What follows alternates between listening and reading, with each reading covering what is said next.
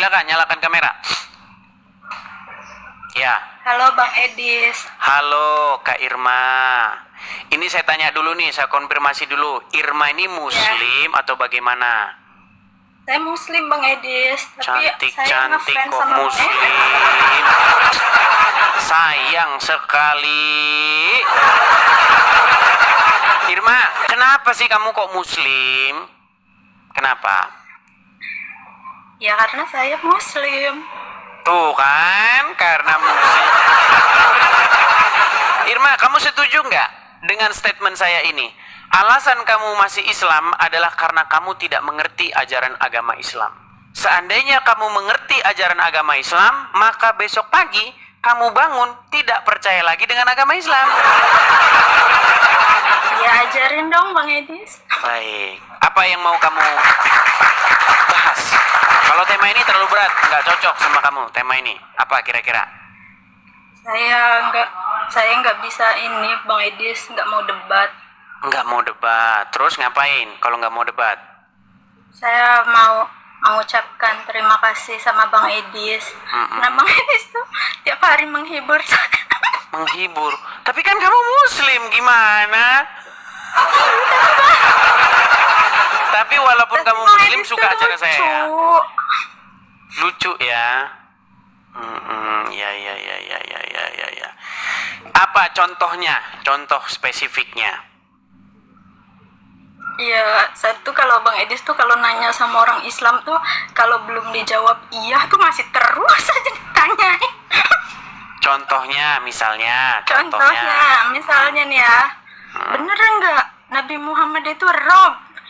Itu tuh saya dengar dari tahun 2024. Ya karena muslim-muslim sampai sekarang belum konsili, belum mufakat Muhammad Rob atau bukan. Satu bilang Rob, yang satu bilang bukan. Yusufi bilang Rob juga, tapi sekarang bukan.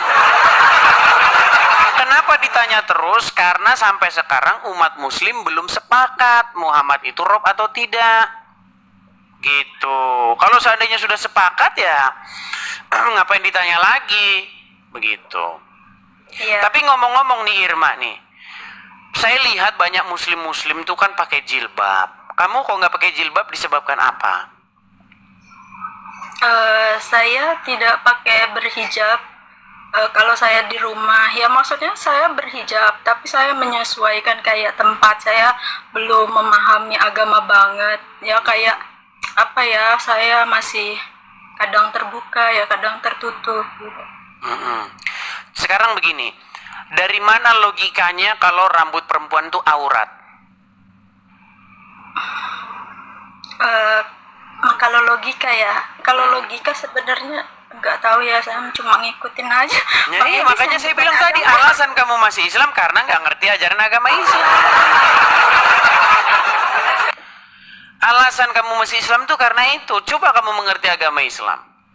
Karena begini, saya itu termasuk pemerhati ya. Dulu zaman, saya nggak tahu kamu kelahiran tahun berapa. Kamu kelahiran tahun berapa?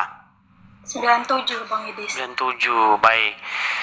Dulu ya, tahun-tahun segitu, itu orang-orang itu perempuan muslim bisa dihitung dengan jari yang pakai jilbab. Bahkan zaman saya sekolah, itu orang pakai jilbab itu malah dipertanyakan, kupingmu besar sebelah ya. Masih ingat saya. Itu sebuah keanehan orang pakai jilbab itu zaman dulu. Coba kalau nggak percaya ya, lihat foto-foto perempuan-perempuan zaman dulu, perempuan-perempuan Indonesia zaman dulu, itu nggak ada yang pakai jilbab. Nah, sekarang baru pakai jilbab nih. Saya kasih contoh ya. Wanita Islam zaman dulu nih ya. Nih saya tunjukkan nih biar tahu nih. Nih saya balikan kamera saya ya Irma ya, biar kamu paham nih. Oke, saya balikan kamera saya nih.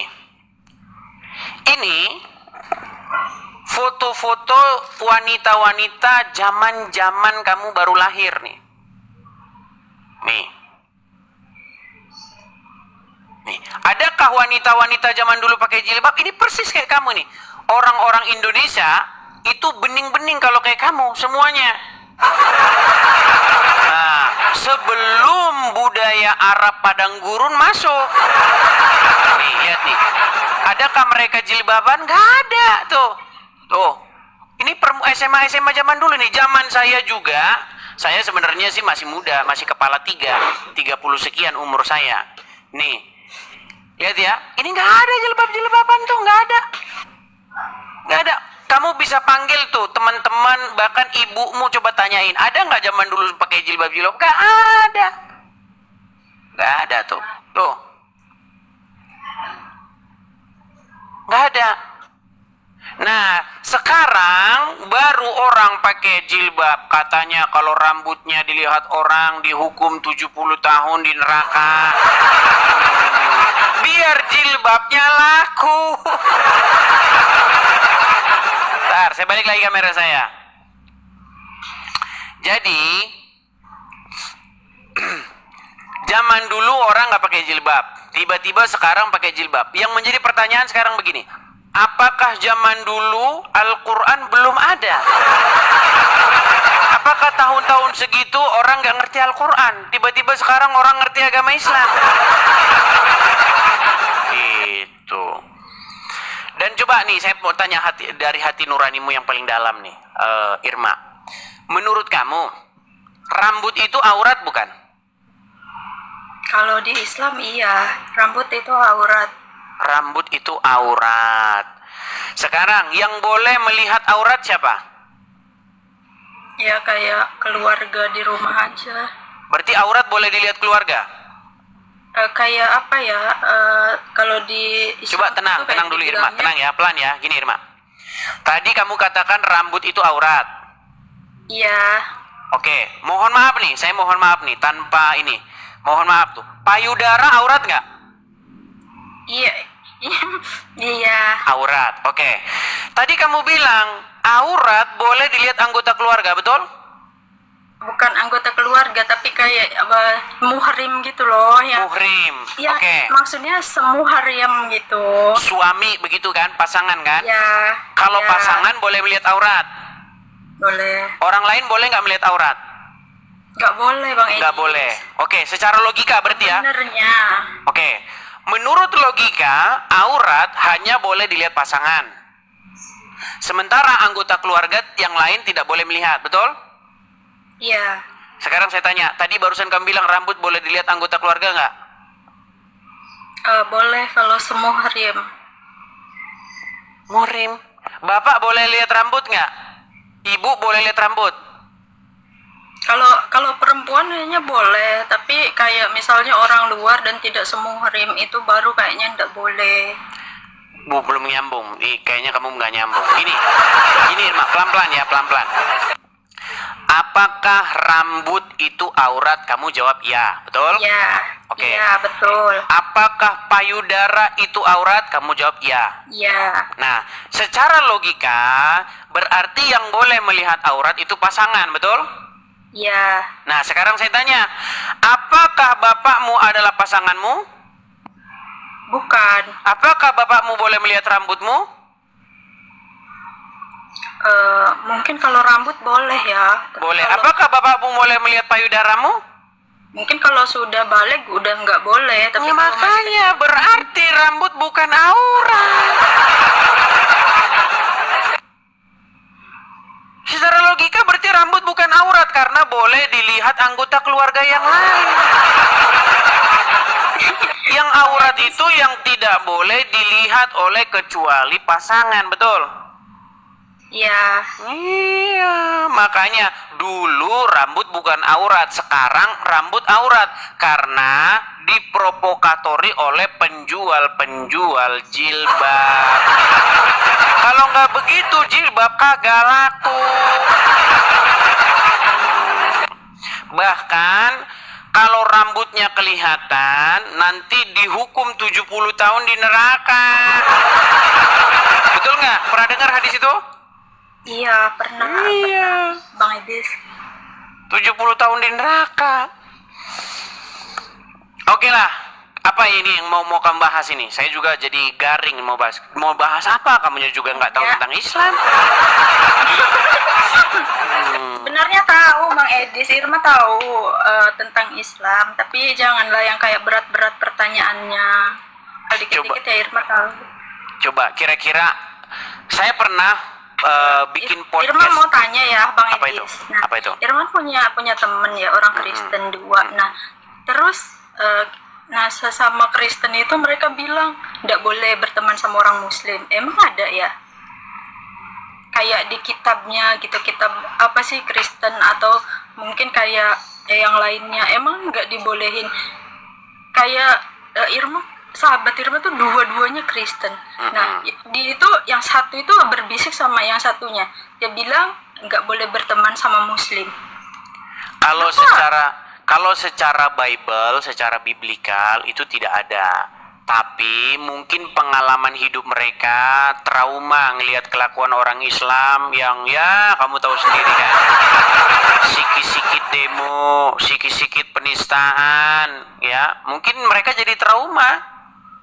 Jadi Tapi kita berteman tuh udah lama Bang Edis. Kenapa dia itu nggak ngomong secara langsung ke saya, tapi dia tuh ngomong lagi ke temennya yang sesama Kristen ini kan. Dia bilang nggak boleh berteman sama Irma katanya, di Muslim. Emang nggak dibolehin ya? Sedangkan kayak Irma Muslim nih, tapi Irma boleh berteman sama mau non Muslim, mau siapa, mau Cina, mau ini nggak apa-apa. di dalam Islam Irma nggak tanya, boleh berteman dengan non-Muslim. saya berteman Bang Edis. Iya, karena kamu tidak mengikuti ajaran agama Islam, Irma. Kalau kamu mengikuti ajaran agama Islam, ya kamu nggak berteman dengan non-Muslim. Mau saya tunjukin nggak dalilnya? Kamu Iya. dilarang. Hah? Emang nggak boleh ya? Nggak boleh. Tidak boleh berteman dengan orang non-Muslim. Nih, saya tunjukkan dalilnya, ya. Kalau saya ngomong itu pakai dalil, Irma. Nih. Kalau yang Kristen tadi tidak berteman, itu karena mungkin mereka trauma. Tapi kalau Bible tidak pernah bilang begitu. Nih, ini hadisnya ya.